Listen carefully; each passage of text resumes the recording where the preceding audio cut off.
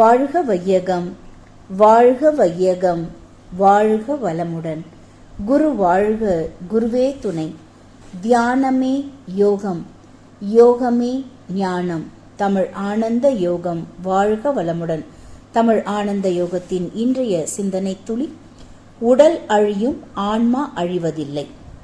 ஒரு குறிப்பிட்ட தன்மை பெற்றதும் விளைகின்ற செயல் பதிவுகளுக்கு ஏற்ப தன்மையில் மாற்றம் அடைவதுமான ஜீவகாந்த கருமையமே, மைய உயிர்த்துகளே மனிதனுக்குள்ளே ஆன்மா எனப்படுகிறது.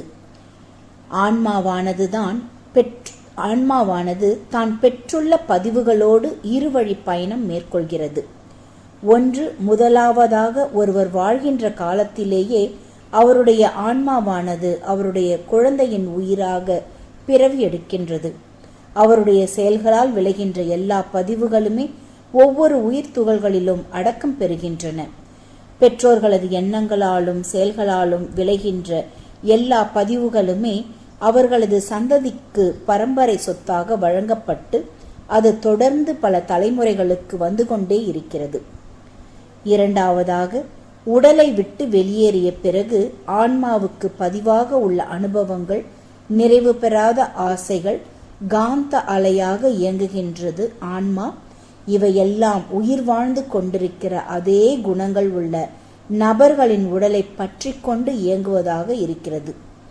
ஒருவர் உடலிலிருந்து கருமையத்தின் மூலம் பிரிந்த ஆன்மாவானது மறுபிறவியாக கருத்தரிக்கிற ஒரு பெண்ணின் கருப்பைக்குள் புகுந்துவிடும் என்கின்ற கருத்து முற்றிலும் தவறானது. மனித இனத்தில் ஆன்மீகம் தோன்றிய துவக்க காலத்தில் இது போன்ற தவறான கருத்தும் நிலவிக்கொண்டுதான் இருந்தது. உண்மையில் கரு உருவாகின்ற போதே தந்தை தாய் ஈருயிரின் வினைப்பதிவுகளுக்கு ஏற்பவே அந்த கருவில் புதிய உயிர் அமைகிறது. ஒரு மரத்தினுடைய தன்மையும் அதன் பதிவுகளும் அதன் வித்துக்களில் சுருங்கி அமைந்து இருப்பது போலவே பெற்றோரது உயிர் அணுக்களில் உள்ள தன்மைகளுக்கு ஏற்ப ஜீவகாந்த ஆற்றலானது கருவில் வளருகின்ற குழந்தையின் உடல், மனம் இவற்றின் அமைப்பினை உருவாக்குகிறது. மனித உயிரின் வேறு சில தன்மைகளையும் சிறப்புகளையும் ஆராய்ந்து பார்க்கும்போது உடல் இயக்கம் சீராக நடைபெறுவதற்காக ஜீவகாந்த ஆற்றலானது உடலிலே காந்த இயக்கமாகவும் மின் இயக்கமாகவும் ரசாயன இயக்கமாகவும் தன்மாற்றம் அடைகிறது. மனித பருவுடல் உறுதியான வடிவமைப்பு போல தோன்றுவது வெறும் மாயையே ஆகும். தற்காலிகமானதும் தொடர்ந்து மாற்றத்திற்கு உட்பட்டதாகவும் இருக்கிறது. பிரபஞ்சத்தினை இயக்குகின்ற அளப்பரிய ஆற்றலின் வலிமையால் பூமியிலே ஒவ்வொரு நிமிடமும் கோடிக்கணக்கான உயிரினங்கள் தோன்றி மறைந்து கொண்டிருக்கின்றன. 100 ஆண்டுகளுக்கு முன்னால் வாழ்ந்து கொண்டிருந்த எந்த ஒரு ஜீவனும் இப்போது இல்லை. புதிதான சமீபத்திலே தோன்றிய ஜீவன்களையே நாம் பார்த்து கொண்டிருக்கிறோம். அதுபோலவே உடலில் உள்ள எண்ணிலடங்கா விண்துகள்களும் அணுக்களும் பேரணுக்களும் செல்களும் திசுக்களும் ஒவ்வொரு சனமும் அழிவுற்று புதியவை தோன்றிக்கொண்டே இருக்கின்றன. இடைவிடாது தொடர்ந்து நடைபெறும் இந்த நிகழ்ச்சியினால் உள்ளவையெல்லாம் நிலையானவை போல, அழிவில்லாதவை போல தோற்றமளிக்கின்றன. ஒரு அணு முதலான அனைத்தும் நேற்று உடலில் இருந்த ஒரு பகுதிதான். இன்னொரு பகுதி இன்று மறைந்துவிட்டது. இதனை ஓடிக்கொண்டிருக்கும் ஆற்றுக்கு ஒப்பிடலாம். ஆறு பார்ப்பதற்கு நிலையானது போல தோற்றமளிக்கிறது. ஆனால் உண்மை என்னவெனில், ஒரு வினாடிக்கு முன்னால் பார்த்த தண்ணீர் இப்பொழுது ஓடிவிட்டது. அந்த இடத்திலேயே புதிய நீரோட்டம்தான் இருக்கிறது. புலன் உணர்வுகளினால் விளைகின்ற மாயங்களிலும் மயக்கத்திலும் எல்லை கட்டி கொண்டிருக்கின்ற மனித மனம் நுணுகி சென்று கூர்ந்து ஆய்ந்தாலன்றி இத்தகைய உண்மைகளை உணர முடியாது. இறைஞான ஆசிரியர் நன்மணி ஐயா அவர்களுக்கு நன்றிகள். வாழ்க வளமுடன் ஐயா. வாழ்க வையகம், வாழ்க வையகம், வாழ்க வளமுடன். குரு வாழ்க, குருவே துணை. குருவின் மலரடி போற்றி. இன்றைய சிந்தனை தொழிகள் வாசித்த ரிஷி பாபா அம்மா அவர்களுக்கு நன்றி. தியானமே யோகம், யோகமே ஞானம். தமிழ் ஆனந்த யோகம். வாழ்க வளமுடன். இன்றைய சிந்தனை தலைப்பு: உடல் அழியும், ஆன்மா அழிவதில்லை.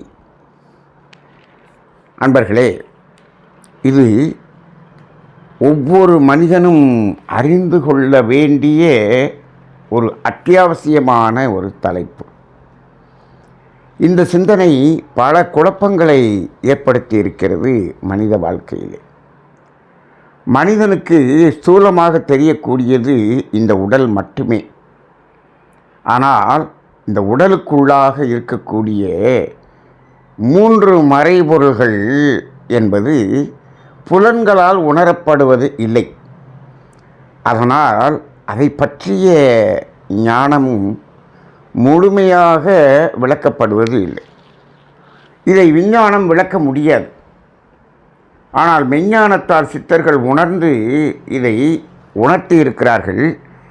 இதை நாம் ஏற்றுக்கொள்ளக்கூடிய அளவில் அதை பொருத்தி பார்த்து நாம் தான் சிந்தனை செய்து அதை உணர்ந்து கொள்ள வேண்டும். சரி, அந்த அடிப்படையிலே இந்த உடலுக்குள்ளாக இருக்கக்கூடிய 3 மறைபொருள்கள் என்ன? ஒன்று உயிர், இன்னொன்று மனம், இன்னொன்று தெய்வம். இந்த 3 தான் மறைபொருள்கள் என்று சொல்லப்படுகிறது. இப்போது உடல் நமக்கு தெரிகிறது, உடலுக்குள்ளாக உயிர் இருக்கிறது என்பதை நாம் உணர்ந்து கொண்டிருக்கிறோம், சொல்லிக்கொண்டு இருக்கிறோம். சரி, இப்போ உயிர் என்றால் என்ன, ஆன்மா என்றால் என்ன? இப்போது ஆன்மாவுக்கு அழிவு இல்லை என்று சொல்கிறோம். சரி, உயிருக்கு அழிவு இருக்கிறதா என்று ஒரு கேள்வி வரும். இப்போ உயிர் என்றால் என்ன, ஆன்மா என்றால் என்ன என்று தெரிந்து கொண்டால்தான் இதை விளங்கி கொள்ள முடியும். இப்போது ஆன்மா என்பதற்கு அழிவு இல்லை என்று சொல்கிறோம். அழிவு இல்லை என்று சொன்னால் அழிவே இல்லை என்று சொல்லவில்லை. ஆன்மா என்பதற்கு அழிவு இல்லை என்று சொன்னால் இந்த உடல் மரணிக்கும் போது ஆன்மா என்பது அழிவதில்லை. இந்த உடல் அழிந்து விடுகிறது, ஆனால் ஆன்மா அழிவதில்லை. சரி, இப்போ உடல் அழிந்து விடுகிறது என்று சொல்கிறோமே, மிகவும் ஆழ்ந்த ஞானம் பெற்றவர்கள் உடல் அழிந்து விடுகிறதா என்று கேட்டால், உடலும் எங்கப்பா அழிந்து விடுகிறது, எதை அழிந்து விடுகிறது என்று சொல்லுகிறாய் என்று கேட்பார்கள். ஓ, அப்போ உடலும் அழிவதில்லையா? எப்படி என்றால், உடல் என்பது 5 பஞ்சபூதங்களின் இணைப்பாக இருந்தது தானே. அந்த இணைப்பு பிரிந்து விடுகிறது, அவ்வளவுதானே தவிர அழிந்து விடுகிறது என்று சொன்னால் அந்த ஒவ்வொரு அணுக்களும் பிரிந்து பிரிந்து பிரிந்து அந்த உருவம் மறைந்து விடுகிறது, அதைத்தான் அழிந்து விடுகிறது என்று சொல்கிறோம். சரி, ஆனால் இந்த ஆன்மா என்பது அது உருவமற்றதில்லை. சரி, இப்போ ஆன்மாவுக்கும் உயிருக்கும் என்ன வித்தியாசம் என்று சொன்னால், உடலுக்குள்ளாக கோடிக்கணக்கான உயிர் துகள்கள் சுழன்று கொண்டிருக்கிறது. இந்த மரணத்தின் போது இந்த உயிர்களெல்லாம் அழிந்து விடுகிறதா என்று சொன்னால் அழிந்து விடவில்லை. அவையெல்லாம் உடலுக்குள்ளாக இருந்தது, அது உடலை விட்டு வெளியே வான்காந்தத்திலே மிதந்து கொண்டிருக்கிறது, அவ்வளவுதான். இது சாதாரணமாகவே தினந்தோறும் உயிர் துகள்கள் உள்ளே வந்து கொண்டிருக்கிறது, உடலிலிருந்து வெளியே போய்கொண்டு தான் இருக்கிறது. அதில் ஒன்றும் அது இடம் மாறுகிறது, அவ்வளவுதான். இப்போது இங்கே அழிவதில்லை என்று சொன்னால், இப்போ அழிவதில்லை என்ற ஒரு வார்த்தை எப்போ பயன்படுத்த வேண்டும் என்று சொன்னால், அழிக்க முடியும் ஆனால் இப்பொழுது அழியவில்லை அப்படிங்கிறதுக்கு தான் நம்ம பயன்படுத்தணும். அப்போ ஆன்மா என்பது என்ன என்று சொன்னால், இந்த கோடிக்கணக்கான உயிர்த்துகளிலே அதனுடைய மைய உயிர்த்துகளாகிய ஒரே ஒரு உயிர்த்துகள், எல்லா உயிர்த்துகளின் மையத்திலும் அறிவாகிய தெய்வம் இருக்கிறது. ஆனால் இந்த ஆன்மா என்ற உயிர்த்துகள் இருக்கிறதே, அதில் மட்டும் உயிர்த்துகள் மையத்தில் அறிவாகிய தெய்வம், இரண்டுக்கும் இடையே கர்ம வினை என்ற பதிவு தொகுப்பு இருக்கிறது. அப்போ இந்த கர்ம வினைகளை தாங்கி கொண்டிருக்கக்கூடிய உயிர்த்துகளுக்கு பேர் தான் ஆன்மா என்று சொல்கிறோம். இப்போ ஆன்மா அழிவதில்லை என்று சொன்னால் எதை சொல்கிறோம்? இப்போ அது ஒரு உயிர்த்துகள் தானே. எல்லா உயிர்த்துகள்களும் உடலை விட்டு வெளியேறும் பொழுது இந்த ஆன்மா என்ற உயிர்த்துகளும் வெளியே வந்து விடுகிறது. சரி, ஆனால் இந்த மற்ற உயிர்த்துகள் எல்லாம் வான்காந்தத்தில் மிதந்து கலந்து விடுகிறது. ஆனால் இந்த ஆன்மா என்பது மட்டும் அங்கு கலப்பது இல்லை. ஏன் என்று சொன்னால் இந்த கர்மவினை என்ற வெயிட், பாரம், அது என்ன ஆகுது? கீழ்நோக்கி இழுக்கிறது.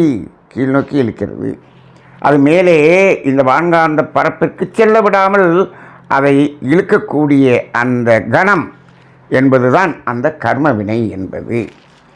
இப்போது அந்த கர்மவினை இருக்கும் வரை இந்த ஆன்மா என்ன பண்ணுறதில்லை, அழிவதில்லை என்று சொல்லுகிறோம். அப்போ இந்த உயிரை சொல்லுகிறோம், அந்த உயிர் துகளை சொல்லுகிறோமா, இந்த ஆன்மா என்று சொல்லக்கூடிய அந்த உள்ளே இருக்கக்கூடிய கர்மவினை பதிவை சொல்லுகிறோமா? ஆன்மா என்று குறிப்பிடுவதே அந்த கர்ம வினைகளை உள்ளடக்கிய அந்த ஜீவகாந்த களம் என்பதுதான் ஆன்மா. அதையும் தாங்கி கொண்டிருப்பது இந்த ஒரு உயிர் துகள் என்று வைத்துக்கொள்வோம். இப்போது இந்த உடலே என்ன என்று சொன்னால், இந்த உடலே உயிரை தாங்கி கொண்டிருக்கக்கூடிய ஒரு வாகனம், அவ்வளவுதான். அதே போல் இந்த கர்ம வினைகள் அடங்கிய காந்த களத்தை தாங்கி கொண்டிருக்கக்கூடிய ஒரு வாகனம்தான் அந்த மைய உயிர் துகள். அப்படி எடுத்து பாருங்கள். அப்போ இதுவுமே ஒரு வாகனம் போல தான். அப்போ ஆன்மா என்று எதை இறுதியாக நாம் உணர்ந்து கொள்கிறோம் என்று சொன்னால், அந்த கர்மவினை தாங்கிய அந்த காந்த களத்தைத்தான் ஆன்மா என்று சொல்கிறோம். அப்போ அது அழிவதில்லை என்று சொல்கிறோம். ஏன் அழிவதில்லை? அதற்கு விளைவு வரும் வரை அது அழிவு பெறாது, அவ்வளவுதானே. ஏன்? அதுதான், அது விளைவு வருவதற்காகத்தானே அது கர்ம வினையாக இருந்து கொண்டிருக்கிறது. சரி, அப்போ இந்த ஆன்மா அழிவதில்லை என்று சொன்னால் அது தொடர்கிறது. எங்கு தொடர்கிறது என்று சொன்னால், அது தொடர்வதற்கான ஏற்பாடுகளைத்தான் அது வாழும்போதே செய்து வைத்து விடுகிறது. முதல்லையே தெரியும் போல் இருக்கு. எப்படி? இந்த பிறவினா இந்த உடலை எடுத்து வந்து வாழ்ந்து கொண்டிருக்கிறோமே, இந்த மனித உடலை வைத்து கொண்டிருக்கக்கூடிய பிறவியில் இந்த கர்மவினை அனைத்தையும் அழித்து விடுவோம் என்ற நம்பிக்கை இல்லை. அப்போ என்ன செய்கிறது? ஒவ்வொரு மனிதனும் என்ன செய்கிறான்? கல்யாணம் பண்ணணுன்னே என்னப்பா குழந்தை பிறந்துச்சான்னு கேட்குறேன். என்னது?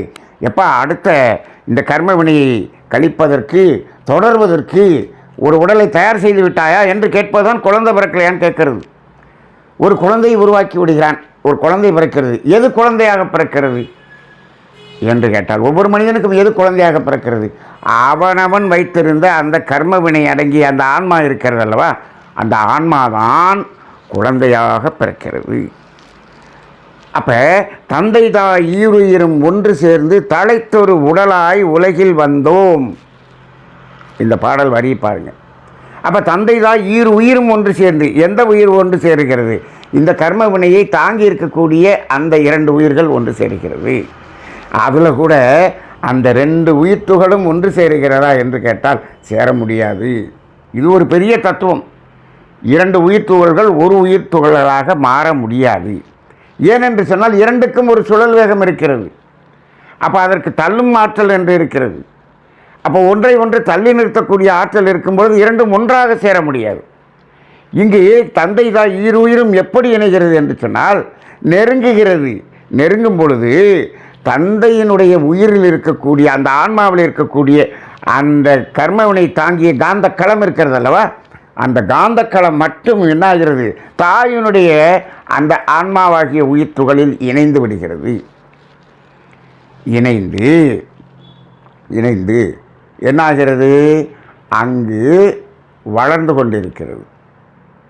அது கூட இப்போ தாயினுடைய உயிர் துகளில் இணைந்து அப்படியே வளர்ந்து கொண்டிருக்கிறது என்று சொன்னால் அது தனி குழந்தையாக இருக்க முடியாது. இந்த இடத்தில் கூட நாம் என்ன செய்ய வேண்டியிருக்கிறது, என்ன சிந்தனை செய்ய வேண்டியிருக்கிறது என்று பார்த்தால், தாயினுடைய உயிர் துகளில் இணைந்த உடன் அங்கு என்ன ஆகிறது? அந்த 2 பேருடைய கர்மவினை தொகுப்பு அடங்கிய காந்தக்களம் இருக்கிறது அல்லவா, அந்த 2 பேருனுடைய அந்த காந்தக்களமும் என்ன ஆகிறது என்று சொன்னால், அது கருவாக மாறி அது ஒரு குழந்தையாக உருவெடுக்கிறது. இப்போ பாருங்கள், இப்போ தந்தையினுடைய அந்த ஆன்மாவிலிருந்து இந்த கருவாக உருவாவதற்கு வந்தது அதனுடைய அந்த கர்மவினை தாங்கிய அந்த காந்தக்களம் அப்படியே வந்ததா என்று சொன்னால் இல்லை. அது எப்படி வருகிறது என்று சொன்னால், அந்த ஆன்மாவில் இருக்கக்கூடிய அந்த கர்ம வினைகள் முழுவதும் ஒரு ஜெராக்ஸ் போல ஒரு பிரதியாக ஒரு வடிவம் எடுத்து ஒரு காந்தக்களமாக வந்து இங்கு இணைகிறது. இங்கு தாயிடம் இருக்கக்கூடிய அந்த காந்தக்களம் அது ஒரு ஜெராக்ஸ் எடுத்து இரண்டும் இணைந்து ஒரு கருவாக மாறுகிறது. அந்த கரு என்பதுதான் அம்மாவனுடைய கருப்பையில் வளர்க்கக்கூடிய கரு. அம்மாவனுடைய கருப்பையிலே ஒரு கரு உருவாகி வளர்கிறது என்று சொன்னால் அங்கு இரண்டு ஆன்மாக்கள் இப்போ இருந்து கொண்டிருக்கிறது. ஒன்று ஒரிஜினல் அம்மாவனுடைய ஆன்மா, அந்த இன்னொன்று இது ஜெராக்ஸ். அந்த ஜெராக்ஸில் அம்மாவனுடைய ஆன்மா ஜெராக்ஸ் இருக்குது, அப்பாவனுடைய ஆன்மா ஜெராக்ஸ் இருக்குது. அந்த இரண்டும் இணைந்து தான் கருவாக இருக்கிறது. அப்போ இரண்டு ஆன்மாக்கள் அங்கு இருந்து கொண்டு இருக்கிறது, இது அந்த டெலிவரி ஆகிற வரைக்கும். அப்போ அந்த ஜெராக்ஸ் இருக்கக்கூடிய அந்த ஆன்மா தான் என்ன ஆகிறது, உடலை கட்டுகிறது, உடலை உருவாக்குகிறது. எதற்கு என்று சொன்னால் அது பயணிப்பதற்கு ஒரு உடல் வேண்டுமே, அதற்காக ஒரு உடலை உருவாக்குகிறது. அப்போ இதைத்தான் மகரி சொல்வார், வினைப்பதிவாம் சுமையை விடுத்து தூய்மை பெறவே நினைவாய் உடல் எடுத்தேன் அம்மாவுடைய வயிற்றுக்குள்ள. அப்போ அப்படி உருவாக்கி கொண்டது தான் அந்த உடல். அப்படி உருவாகி அது வெளியே வந்த பிறகு அந்த ஜெராக்ஸ் இருக்கக்கூடிய இரண்டு பேருடைய ஜெராக்ஸை வச்சுக்கிட்டு தான் அது வாழ்க்கை நடத்துகிறது 3 வயது வரை. 3 வயதுக்கு பின்னால் தான் அது என்னாகிறது, தனது ஒரிஜினல் பதிவுகள்லாம் அங்கே பதியப்படுகிறது. ஆக இப்போது இந்த இரண்டு ஆன்மாக்களின் இணைப்பு தான் கருவாக உருவாகிறதே தவிர, இந்த குழந்தை பிறப்பில் எங்கோ இறந்த உயிர்கள் வந்து இங்கே வந்து இணைந்து விடுகிறது என்று சொல்வதெல்லாம் நாம் அது சிந்தனைக்கு ஒத்து வராத ஒரு ஏற்றுக்கொள்ள முடியாத ஒரு கருத்தாகத்தான் இருக்க முடியும். அதே போல் மனிதன் இறந்த பிறகு ஐயறி விலங்கினமாக பிறப்பான், அப்படியே பிறக்க வாய்ப்பே இல்லை, பிறப்பே இல்லை. இப்போது இதில் பல குழப்பங்கள் இருக்கிறது.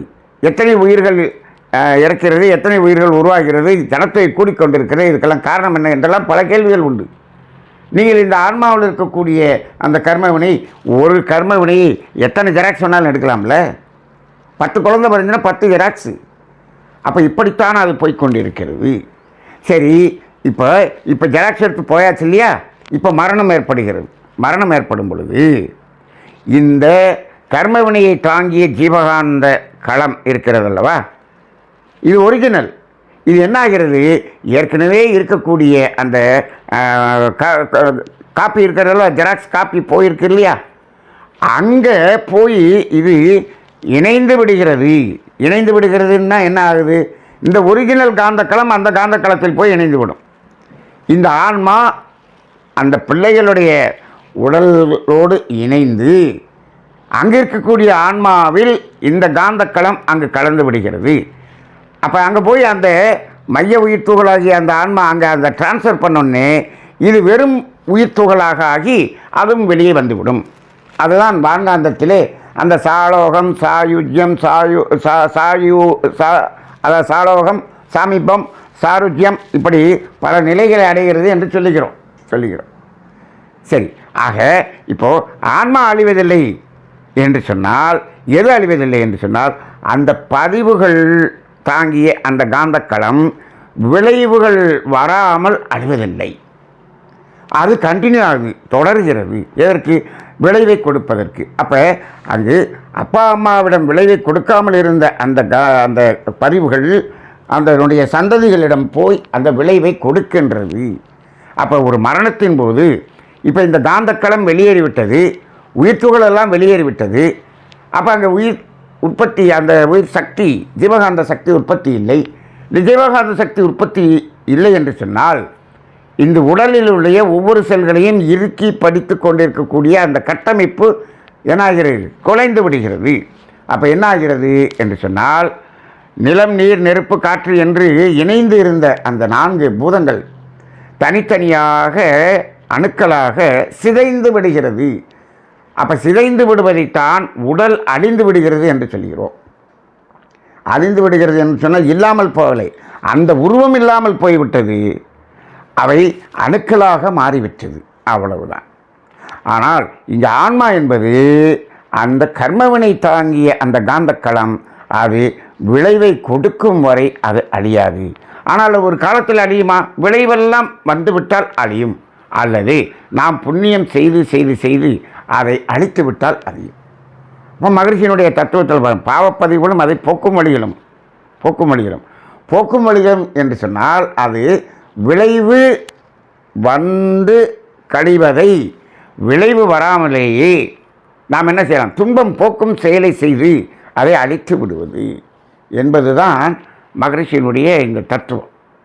ஆக இப்போது இந்த ஆன்மா என்பது அழிவதில்லை என்று சொன்னால் அது அந்த மரணத்தின் போது அங்கு மீதம் இருந்த அந்த கர்ம வினைகள் எல்லாம் அது விளைவை கொடுக்கும் வரை அழியாது. அப்போ அதுதான் நானாக இருக்கிறது, அந்த நான் என்ற ஒரு தன்மையாக இருக்கிறது. உண்மையிலேயே நான் என்பது அறிவாகிய தெய்வம் என்று சொன்னாலும் அதற்கு முந்தைய நிலையிலே நானாக இருப்பது இந்த கர்ம வினை தாங்கிய இந்த ஆன்மாதான் இருக்கிறது. அது என்ன ஆகிறது? தொடர்கிறது என்பதை நாம் உணர்ந்து கொள்ள வேண்டும். இதைத்தான் மானிடர் ஆன்மா மரணம் எய்தாது மறுபடி பிறந்திருக்கும் மேனியை கொள்வாய் என்று சொல்லுகிறார் அந்த பாடலிலே. அது மறுபடி பிறந்திருக்கும் என்று சொன்னால் எங்கு பிறந்திருக்கும்? இதில் தான் நிறைய குழப்பம் இருக்கிறது. அது எங்கும் பிறப்பதில்லை, தனது குழந்தைகளோடு போய் இணைந்து விடுகிறது. அதனால தான் அந்த சஞ்சித கர்மம் என்று நாம் ஜெராக்ஸாக வாங்கிட்டு வந்தது இப்போ ஒரிஜினலாக மாறிவிடுகிறது. அப்போ இந்த கர்மவினை தாங்கிய அந்த காந்த களம்தான் ஆன்மா. அந்த ஆன்மா என்பது தனது சந்ததிகளோடு இணைந்து விடும். இந்த இடத்தில் ஒரு கேள்வி வரும், குழந்தைகளே இல்லை என்று சொன்னால் ஒன்று அவர்களுக்கு அங்கு கர்மவினை இல்லை என்று அர்த்தம். கர்மவினையோடு இருந்து குழந்தைகள் இல்லை என்று சொன்னால் அவருடைய அந்த ஆன்மா அவருடைய சந்ததிகள் இல்லை என்று சொல்லும் பொழுது அவருடைய சகோதர சகோதரிகள் அவர்களுடைய குழந்தைகளுடைய கர்மையம் நியரஸ்ட் ஜெராக்ஸ் அப்படிங்கிற அடிப்படையில் அங்கு போய் இணைந்து விடும். அதனால்தான் இறந்த பிறகு தனது தம்பி அண்ணன் பிள்ளைகள் அவர்கள் அந்த காரியத்தை செய்து விடுவார்கள். அங்கு அது இணைந்து விடுவதால் இவர் சேர்த்து வைத்திருந்த கர்மவினை சொத்துக்களை எல்லாம் அவருக்கு கொடுத்து விடுகிறார்கள். இது நமது பண்பாட்டிலே இதெல்லாம் மிக விளக்கங்களோடு அந்த சடங்குகள் செய்யப்பட்டு வருகிறது. ஆனால் அதற்குரிய விளக்கங்கள் சொல்லப்படாததனால் அது ஒரு கேள்வியாக இருந்து கொண்டே இருக்கக்கூடியதை பார்க்கிறோம். ஆக ஆன்மா என்பது அழிவதில்லை, ஆனால் அது அழிய முடியும். எப்பொழுது? அந்த விளைவு வந்த பிறகு சமன் செய்யப்படும். அழிவுது அப்படின்னு சொல்கிற சமன் செய்யப்படும் என்ற ஒன்று நிலை வரும் பொழுது அங்கே ஆன்மா தூய்மை அடைந்து விடுகிறது. அந்த நிலையில் அடுத்து அந்த பிறவி என்பதே இல்லாமல் போகிறது. எப்போ? அந்த கர்மவினை கழிந்த நிலையில் பிறவி என்பது இல்லாமல் போகும். இது ஒரு குழப்பமான சமுதாயத்தில் குழப்பமாக இருக்கக்கூடிய சிந்தனை தான். இதை நீங்கள் சிந்தனையாக எடுத்துக்கொள்ளுங்கள், சிந்தனை செய்து பாருங்கள், மீண்டும் மீண்டும் கேட்டு பாருங்கள். இது உங்கள் மனதிற்கு ஏற்றுக்கொள்ளக்கூடிய அளவில் இருந்தால் அதை ஏற்றுக்கொள்ளுங்கள். வாழ்க வளமுடன்.